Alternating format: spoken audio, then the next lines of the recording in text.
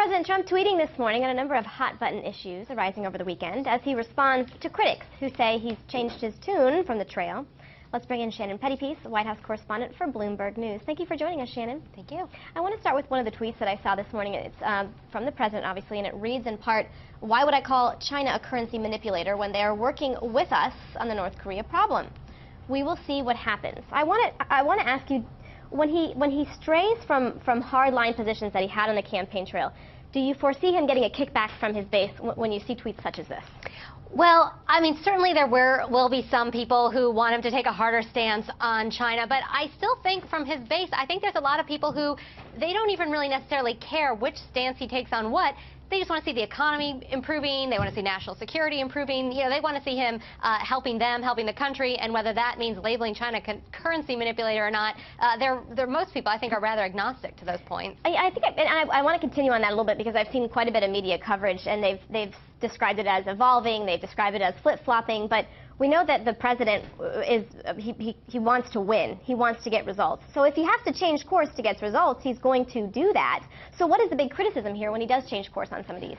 Well, and I mean, there's changing course, you know, because you think a message is going to be more politically popular, or because you're going where the applause are. And I think those are the things that people are going to have issue with if they think, you know, when politicians do things to just get reelected or to just appease one side or another. But I also think part of what's going on here, and especially in foreign policy, is that he's the president now, and I think we're going to see a lot of bringing up things that he said in 2013, 2014, and that is all fair game to bring up someone's past words. But at the end of the day, you know, with every president, the presidency changes them. They have information they don't have before. Maybe they should have known that before. You can argue that, but they know things now that they didn't know before, and that has a weight on all presidents, and is going to change their outlook on the world. Right. I want to shift gears a little bit to some of the work that you've been doing recently. You published a piece more or less on the dynamics of what is shifting behind the scenes in the White House. And I want to ask you, what decisions did you see this week that sort of prove that there are voices that are impacting him more so than we originally thought?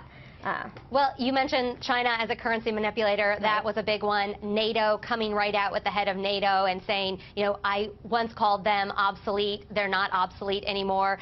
These were moving away from some of these hardliner, America first, populist ideas that we had seen really advocated for by that wing of his campaign led by Steve Bannon, now taking a more sort of globalist, economic, you know, real tone of, you know, this acceptance of, well, you know, there's free trade in the world and we're interacted and we can't necessarily close and shelter ourselves off. But is this something that could change? I mean, because sometimes when you see the reporting and you saw it this week, it's almost like it's set in stone. And right. There's a lot of moving parts, and this administration makes no bones about the fact that they can change their mind. Yeah, and I think they will. And I wouldn't, you know, read into what's happening on day 84 or day 85 and think that that's going to be the case 2 or 3 years from now. There's a lot of evolution that's going to go on here, and I think that also has to do with the changing factions in the White House and whose voice is being heard the loudest, who is having influence and helping shape this president's view on the world, which is inevitably going to be shaped now that he's the president. Well, and I want to ask you, do you think it maybe brings the administration, it gives them an advantage when we have and he's pretty vocal about this, that he has so many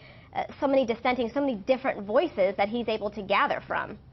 Yeah, and that's intentional. I mean, Gary Cohn, which a lot of people point to, is you know, known as a Democrat. Jared Kushner, his son-in-law, a sort of centrist, left-leaning force. Then you have other hardliners on China, like Peter Navarro, who were brought in by Kushner to be that sort of dissent voice in the room. Steve Bannon, you know, we'll see over the next few weeks how his role shapes out, but obviously he's behind that America First tone. So, I mean, sometimes when you put a lot of people in the room in business, that can really generate great ideas, but sometimes it can also create paralysis and infighting. So that's what we have to see, which side this goes on. Yeah, if there's too many cooks in the kitchen. Yeah. Shannon Pettypiece, thank you so much. Appreciate it.